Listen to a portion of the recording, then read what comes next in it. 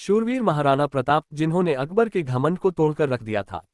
महाराणा प्रताप का जन्म 9 मई 1540 को राजस्थान की तत्कालीन मेवाड़ रियासत स्थित कुंभलगढ़ दुर्ग में हुआ था। उनके पिता का नाम राणा उदय सिंह द्वितीय और माता का नाम महारानी जयवंताबाई था। बचपन में महाराणा प्रताप को खीका के नाम से पुकारा जाता था, जिसका अर्थ बेटा होता है। वे अपने पिता के सबसे बड़े पुत्र थे। कहा जाता है कि राणा उदय सिंह 20 से अधिक रानियों के पति और 25 से अधिक पुत्रों के पिता थे। इसके अतिरिक्त उनकी 20 पुत्रियां भी थीं। राणा उदय सिंह ने अपने जीवन काल में ही एक वसीयत बनाई थी, जिसमें उन्होंने अपनी सबसे चहेती रानी धीरबाई भटियानी के पुत्र जगमल सिंह को अपना उत्तराधिकारी घोषित किया था। प्रताप बने मेवाड़ के महाराणा। 28 फरवरी 1572 को राणा उदय सिंह की मृत्यु के पश्चात जब जगमल सिंह राजगद्दी पर बैठने की तैयारी कर रहे थे, तभी राज्य के मंत्रियों और सामंतों ने जगमल सिंह के खिलाफ बगावत कर दी और उन्हें गद्दी से हटाकर प्रताप सिंह को मेवाड़ का महाराणा बनाया गया। क्योंकि प्रताप सिंह उदय सिंह के सबसे बड़े बेटे थे और हर तरह से जगमल सिंह से ज्यादा योग्य भी थे। महाराणा प्रताप दी इनविंसिबल वॉरियर में लिखती है, जब 1572 में महाराणा प्रताप को मेवाड़ का शासक बनाया गया, उससे 4 वर्ष पूर्व 1568 में मेवाड़ की राजधानी चित्तौड़ पर मुगलों का कब्जा हो चुका था। गद्दी संभालते ही महाराणा प्रताप ने एक ओर तो मुगलों से संघर्ष की तैयारी शुरू कर दी, वहीं दूसरी ओर खड़ी फसलों को नष्ट करने का आदेश दिया ताकि अकबर की फौज को रसद सैनिकों के लिए खाद्य सामग्री मिलने में परेशानी हो। कुछ इतिहासकारों का कहना है कि मेवाड़ का राजकोष न तो चित्तौड़ के पतन के बाद और न ही हल्दीघाटी युद्ध के बाद मुगलों के हाथ लगा। महाराणा ने मान सिंह पर कसा तंज। अकबर ने महाराणा प्रताप को अपने साथ मिलाने के लिए 1573 से 1575 के बीच उनके पास 3 दूतों, राजा मान सिंह, उनके पिता राजा भगवंत दास और राजा टोडरमल को भेजा। लेकिन ये तीनों ही महाराणा प्रताप को नहीं डिगा सके। मानसिंह की मेवाड़ यात्रा पर बीबीसी ने एक रोचक रिपोर्ट प्रकाशित की है। इस रिपोर्ट के अनुसार महाराणा प्रताप ने मानसिंह के सम्मान में उदयसागर झील के किनारे एक भोज का आयोजन किया। जब भोजन परोसा गया तो महाराणा के स्थान पर उनके पुत्र अमर सिंह आए। जब मानसिंह ने महाराणा के बारे में पूछा तो उन्हें बताया गया कि महाराणा के पेट में दर्द है, इसलिए वे इस भोज में शामिल नहीं हो पाएंगे। पति की चिता को मुखाग्नि दी, महिला शिक्षा को बढ़ावा दिया और बन गई एक मिसाल। मानसिंह ने इसे अपना अपमान समझा और उन्होंने बीच में ही भोज छोड़ दिया। जब वे चलने लगे तो महाराणा उनके सामने आए और मानसिंह पर तंज कसा कि उन्हें अकेले नहीं बल्कि अपने फूफा अकबर के साथ आना चाहिए था। दरअसल जब तक महाराणा जीवित रहे उन्होंने अकबर को तुर्क कहकर ही संबोधित किया। मानसिंह के जाने के बाद महाराणा प्रताप ने उन बर्तनों को धुलवाया जिनमें उन्हें भोजन परोसा गया था, ताकि उनकी नजरों में उस पाप को धोया जा सके जो पाप मानसिंह ने अपनी बुआ की अकबर से शादी कराकर किया था। हल्दीघाटी का युद्ध। हल्दीघाटी एक दर्रा है जो उदयपुर से लगभग 40 किलोमीटर दूर है।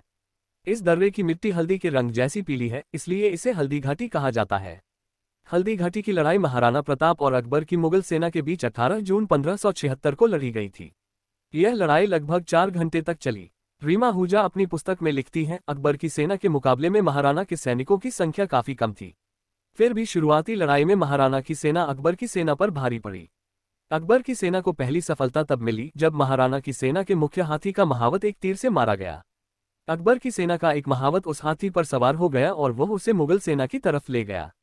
इस बीच अपने घोड़े चेतक पर सवार महाराणा प्रताप हाथी पर सवार मानसिंह के सामने आ गए। महाराणा प्रताप ने मानसिंह पर भाले से हमला किया। इस हमले में मानसिंह का महावत मारा गया और हाथी बौखलाकर भागने लगा। इसके बाद महाराणा ने मानसिंह को घेर लिया। इसी दौरान मानसिंह के हाथी की सूंड में जो तलवार बंधी थी उससे चेतक का एक पैर घायल हो गया। मानसिंह को खतरे में देख मुगल सेना ने महाराणा को घेर लिया। महाराणा प्रताप के सैनिक सलाहकारों ने उन्हें इस बात के लिए विवश किया कि एक रणनीति के तहत उन्हें यहां से निकल जाना चाहिए ताकि वे पुनः लड़ाई लड़ सकें। मुगल सैनिकों की आंखों में धूल झोंकने के लिए मानसिंह झाला मेवाड़ की राजसी छतरी तले युद्ध में कूद पड़े। छतरी को देखकर मुगल सैनिकों को लगा कि महाराणा प्रताप अभी भी युद्ध लड़ रहे हैं, जबकि वे अपने घोड़े चेतक पर सवार होकर युद्ध के मैदान से बाहर निकल चुके थे। युद्ध के मैदान से कुछ किलोमीटर दूर जाने के बाद खून से लथपथ चेतक ने एक लंबी खाई को पार करने के लिए छलांग लगाई। इस खाई को पार करने के बाद उसकी मौत हो गई। हल्दीघाटी की युद्ध में अकबर जीता या महाराणा प्रताप? कुछ इतिहासकारों का कहना है कि हल्दीघाटी के इस युद्ध में अकबर की जीत हुई थी। हालांकि इस युद्ध से बाहर निकलना महाराणा प्रताप की रणनीति का एक हिस्सा था। वहीं दूसरी ओर कुछ इतिहासकारों का कहना है कि हल्दीघाटी के इस युद्ध में महाराणा प्रताप की जीत हुई थी। इसके लिए इतिहासकारों ने कुछ प्रमाण भी प्रस्तुत किए। इतिहासकारों का कहना है कि जब मुगल सेनापति मानसिंह युद्ध के बाद अकबर के दरबार में पहुंचे तो नाराज अकबर ने उनके लिए अपने दरवाजे बंद कर दिए, यानी मानसिंह अकबर के दरबार में नहीं आ सकते थे। अगर मानसिंह हल्दीघाटी में जीत कर पहुंचे होते तो उन्हें अकबर इनाम देता। लेकिन उसने तो मानसिंह के दरबार में प्रवेश पर ही प्रतिबंध लगा दिया। दूसरा प्रमाण यह है कि महाराणा प्रताप हल्दी घाटी के युद्ध के बाद भी जमीनों के पट्टे जारी करते रहे। ऐसे में सवाल यह उठता है कि एक हारा हुआ शासक जमीनों के पट्टे कैसे जारी करता रहा। घास की रोटियों की कहानी।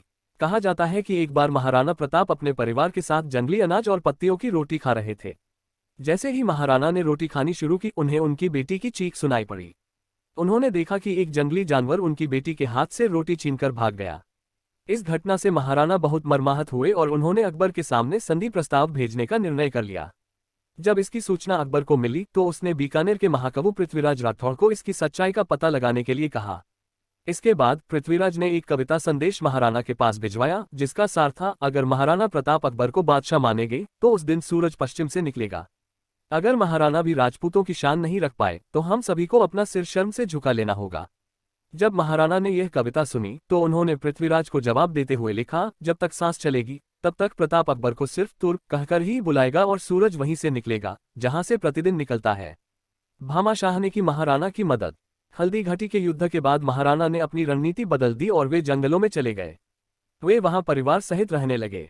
महाराणा की चिंता फिर से सेना जुटाने की थी और इसके लिए उन्हें धन की आवश्यकता थी, क्योंकि उनके साथ जो विश्वस्त सैनिक थे उन्हें भी काफी समय से वेतन नहीं मिला था। महाराणा प्रताप की परेशानियों के बारे में जब स्थानीय व्यापारी भामाशाह को पता लगा तो उन्होंने उनकी मदद करने की ठानी। कहा जाता है कि भामाशाह ने 25 लाख रुपए की नकदी और 20,000 अशर्फी महाराणा प्रताप को सौंप दी। तत्पश्चात महाराणा प्रताप ने भीलों की मदद से सेना तैयार की। गुरिल्ला रणनीति। स्थानीय भीलों की मदद से महाराणा प्रताप गुरिल्ला युद्ध अर्थात छापामार युद्ध करने लगे। वे मुगलों पर घात लगाकर हमला करते और फिर जंगलों में अदृश्य हो जाते। रीमा आहूजा लिखती हैं, ऐसा लगता था कि महाराणा 100 जगह एक साथ खड़े हैं। इससे अकबर की सेना का मनोबल टूटने लगा। मुगलों को इतना भय हो गया था कि उन्हें मालूम ही नहीं था कि उन पर कब और कहां आक्रमण हो जाए। छापामार युद्ध के कारण मुगल सैनिक मेवाड़ में कैद होकर रह गए थे। दिवेर का युद्ध। 1582 में मुगल सेना और महाराणा प्रताप के बीच दिवेर का युद्ध हुआ। इस युद्ध में मुगल सेना का नेतृत्व मुगल कमांडर सुल्तान खान कर रहा था। सुल्तान खान एक हाथी पर सवार था। महाराणा ने अपने भाले से हाथी पर निशाना साधा तो सुल्तान एक घोड़े पर सवार हो गया। तब महाराणा के पुत्र अमर सिंह ने सुल्तान पर हमला करते हुए उसे एक बार में ही घोड़े सहित मार गिराया। मुगल कमांडर की मौत के बाद मुगल सेना भाग खड़ी हुई और इस युद्ध में महाराणा प्रताप की निर्णायक जीत हुई। इसके बाद महाराणा ने एक साथ मुगलों की 36 छावनियों को नष्ट कर दिया और जल्द ही उन्होंने कुंभलगढ़, गोगुंडा और उदयपुर पर वापस अपना अधिकार स्थापित कर लिया। जब अनेक प्रयासों के बाद भी अकबर महाराणा प्रताप को डिगा नहीं पाया तो अंततः हारकर वह लाहौर चला गया। 57 वर्ष की उम्र में 19 जनवरी 1597 को मेवाड़ के वीर महाराणा प्रताप का निधन हो गया। वीडियो को लाइक और कमेंट करें और चैनल को सब्सक्राइब करें।